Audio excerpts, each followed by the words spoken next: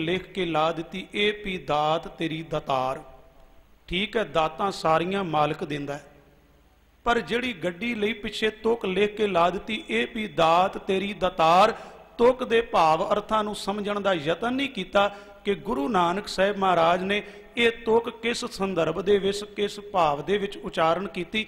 कदी इस तो पहली तुक नूं पढ़ के देखो कि महाराज जी ने ये तुक किन्ना लोकां वास्ते उचारण कीती सी कि ए पी दात तेरी दातार।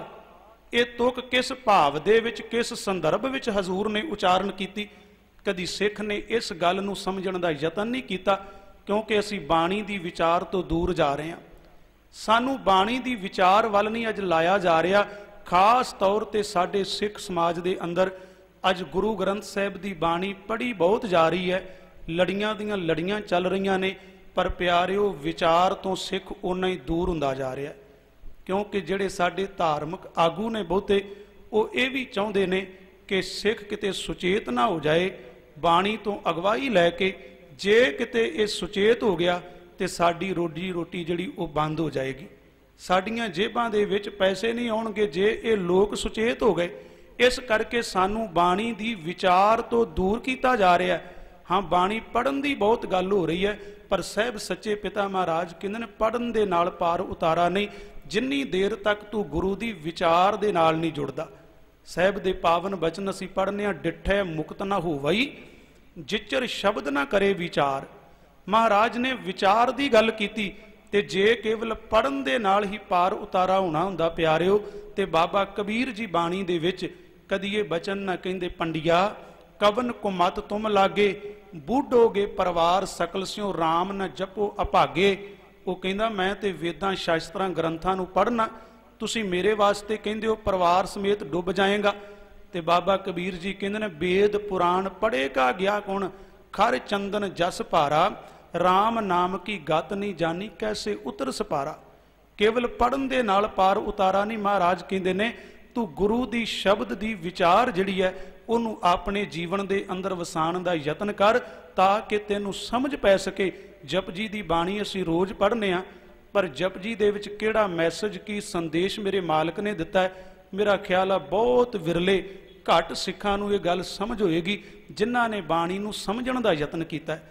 गुरु नानक साहिब महाराज कहंदे ने ये तुक तूं लिख के ला देना है कि ये भी दात तेरी दातार। कदी इस तो पहली तुक भी समझण दा यतन कीता है कि किन्ना वास्ते महाराज ने तुक उचारण कीती। इस तो पहली तुक पढ़ो, हजूर कहंदे ने केतियां दुख भूख सदमार। कहन लगे मेरे मालिका संसार दे अंदर तू बेअंत ऐसे जीव पैदा कीते ने जिन्हां नूं दुख दिते, भुख दिती, प्यास दिती। उन्हां ने दुख भुख ते प्यास दे दिन कट के भी कह दिता ए पी दात तेरी दातार। ये उन्हां दे शब्द सन कि जिन्हां ने दुख भुख प्यास दे दिनां नूं कट के भी मालिक दा शुकराना करदियां क्या दाता ये भी तेरी दात है। जिन्हां ने रब दी रज़ा दे विच दुख ते सुख दे समय नूं बतीत कीता है। अज सिख दा संबंध ज़्यादातर गुरु दे नाल मैं अर्ज कीती सुखां करके बनिया होया है। प्रेम करके तां कोई विरला गुरमुख है जिहड़ा अपने मालिक अपने गुरु दे चरनां विच झुकदा है। कदी हजूर दी बाणी दे बचन पढ़ो, महाराज कहंदे ने वाहिगुरू दुनिया दे लोग तेरे दर तो सुखां दी मंग करदे ने, पर कहन लगे मैं तेरे चरनां विच अरदास करके ना एक मंग मंगण आया। मैं केवल सुख दी मंग नहीं करदा, बेशक मेरी जिंदगी दे विच दुख भी आउण। मैं ये नहीं कहंदा कि मेरे जीवन दे अंदर सुख ही आउण। महाराज ने अरदास कीती वाहिगुरू बेशक मैनू दुख भी दई, मेरे जीवन दे अंदर दुख भी आ जाण, पर एक किरपा करी दुख ते सुख दे समय विच कदी मैं अपने हिरदे तो तेनू विसारा ना। जे दुख दे समय दे विच भी तेरी याद मेरे हिरदे विच है ना, ते मैं दुखां दा समा भी सुखां दे विच ही बतीत करांगा। महाराज जी दे पावन बचन असीं पढ़ने आ, जे सुख दे तां तुझे आराधी, दुख भी तुझे ध्याई, जे भुख दे तां इत ही राजां दुख विच सूख मनाई। ये किन्हां दा जीवन सी, केवल बाणी दे बचन नहीं। कदी सिख इतिहास नूं पढ़ के देखो कि सिखां ने बाणी दे इन्हां शब्दां दी व्याख्या करके दसी। जे महाराज जी ने ये बचन कहे ने ना कि उन्हां सिखां दा संबंध गुरु दे नाल सुख करके सी। प्यारिओ दुनियावी तौर ते जे देखिए ते पता नहीं किन्ने किन्ने वड्डे दुख मिले दुखां दियां मुसीबतां दे पहाड़ उन्हां दे उपर डिगे, पर उन्हां ने अपने सिदक नूं डोलण नहीं दिता। कदी उन्हां सिख बीबियां दे इतिहास नूं पढ़ के देखिए कि जिन्हां दे सामने सवा सवा मन दे पीसणे पीसण वास्ते उन्हां नूं दिते गए। खन्नी खन्नी रोटी खा के उन्हां सिख मातावां ने गुजारा कीता, ते केवल इत्थे ही बस नहीं, जालम ने इन्ने दुख दिते ते उन्हां दे बच्चियां नूं पकड़ के उन्हां मातावां दे सामने नेजियां विच परोया जांदा सी, ते नेजियां विच परो के उन्हां दे सामने बच्चियां दे तन दे टुकड़े करके हार परो के उन्हां मातावां दे गल विच पाए जांदे सन। खन्नी खन्नी रोटी ते गुजारा करके सवा सवा मन दे पीसणे पीस के अपने पुत्रां दे टुकड़े करवा के गलां विच हार पवा के भी ना वो बीबियां शाम नूं सोदर दा पाठ करके अरदास करदियां सन, दाता 4 पैर दिन तेरे भाणे विच सुखां दा बतीत होया है, किरपा करी 4 पैर रहन आई है, भाणे विच सुखां दी बतीत हो जाए। किहो जी सिੱਖੀ उन्हां ने कमाई सी, किहो जे पूरने पा के वो बीबियां गईयां। मैं अज दियां बीबियां नूं खास तौर ते अपणियां भैणां नूं मातावां नूं ये बेनती करनी चाहना, अज साडा सिख समाज किस पासे वल जा लिया।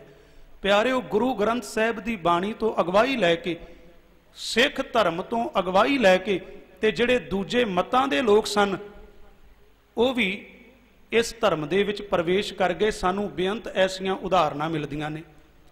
इंग्लैंड दी साबका मंत्री दी धी अलेगजेंडरा वो गोरी है और उथों दी मॉडल सी, हीरोइन सी। एक अमृतधारी सिख तो प्रभावित हुई, अमृतसर दी धरती ते आई, सिख धर्म तो प्रभावित हुई। जदों उन्हें सिख धर्म के बारे विचार सुने, उन्हें फैसला किया एक अमृतधारी सिंह दे नाल विआह करवाउण दा, ते उन्हें अपना नाम हरविंदर कौर खालसा रखिया। अमृतधारी सिख दे नाल विआह करवाउण तो बाद उन्हें अपना नाम हरविंदर कौर खालसा रखिया, ते अज वो देशां विदेशां दे विच गुरमत दा प्रचार कर रही है।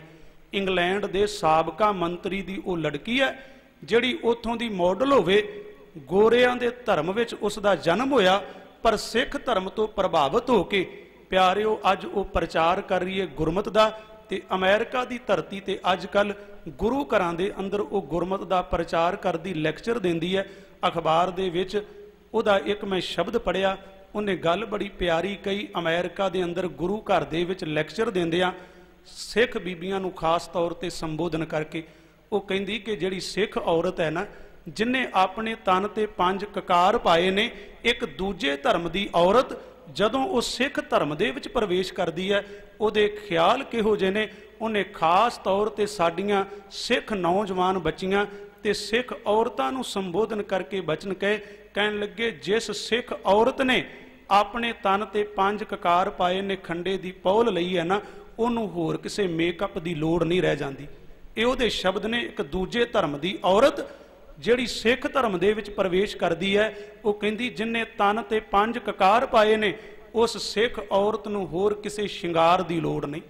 अज असीं अपने आप नूं सिख कह रहे हैं। बेअंत ऐसियां उदाहरणां सानूं मिलदियां ने कि जिहड़े गैर सिख सन, जिन्हां ने गुरबाणी नूं पढ़िया ते समझिया, क्योंकि ये खजाना बड़ा अमोलक सी। असी केवल इहदी पूजा करन तक बाहरी तौर ते सीमित रह गए कि गुरु ग्रंथ साहिब नूं सोहना रुमाला चढ़ा दिता। सिख दे कोल अज दौलत बड़ी है, ये कीमती तो कीमती चंदोए भेंट कर सकता है, गुरु नूं कीमती रुमाले भेंट कर सकता है, कीमती चौर लिया के इत्थे भेंट कर सकता है। पर दाता जी कहंदे ने जिहड़ा मन भेंट करना सी, सुरत ते शब्द दा संबंध सी सिख दा, वो दूर हुंदा जा रहा है। कदी दूजे मतां दे लोग जिन्हां ने गुरु ग्रंथ साहिब दी बाणी नूं पढ़िया ते विचारिया, असीं इस खजाने नूं खोलण दा यतन नहीं कीता। किन्ने अमोलक मोती, हीरे मोती, जवाहरात मेरे मालिक ने इहदे विच रखे ने। जे किते खोलण दा यतन करांगे, विचारन दा यतन करांगे, ते प्यारिओ समझ पएगी कि किन्ने को कीमती अमोलक मोती ने इस पावन ग्रंथ दे अंदर। स्वामी राम तीरथ दंडी सन्यासी होए ने, हिंदू मत विच पैदा